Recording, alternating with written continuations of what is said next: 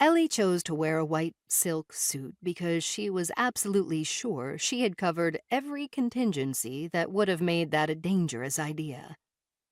The cut and fabric of the crepe de chine was so uncomfortable and distracting, she'd have to practically hold her breath until the suit was safely back in its rightful spot in her closet. But the suit did look amazing on camera. If it were up to her, she'd be wearing her old gym shorts from high school and a t-shirt stolen from her dad's closet.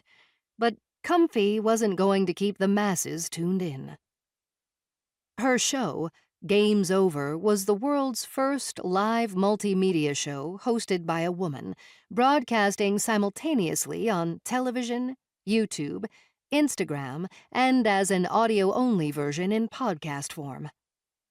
Since it was recorded in a glass-walled studio called The Fishbowl inside the lobby of the Magniv Media Building in Midtown Manhattan, there was nowhere to hide.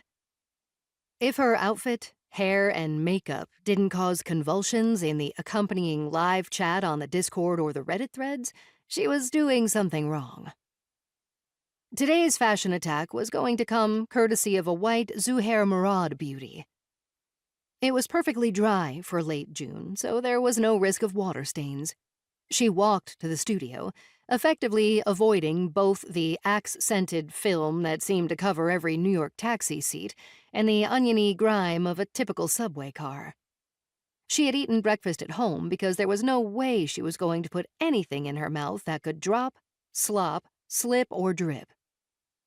Ellie even wrapped the handles of her tote in a vintage scarf so that the leather wouldn't muss the shoulder of the jacket as she walked. Caffeine was unfortunately still a necessity, but she made sure that a firm plastic lid was clamped over her iced coffee with sweet cream cold foam. Why did everything with caffeine have to be dark in color anyway?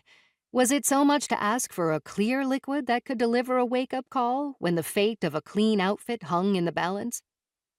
She'd spent a few minutes investigating caffeine pills on Amazon in an attempt to do away with the entire beverage idea altogether, but that seemed unbelievably clinical, even for a person who brushed her teeth with two kinds of toothpaste simultaneously, sensitive, whitening, though she needed neither, to be on the safe side. The one variable she didn't imagine being directly connected to the cleanliness of her suit was whether she could remember to always check the on-air sign before opening her mouth and wrecking her career, live and in front of 4 million YouTube and 6 million podcast subscribers.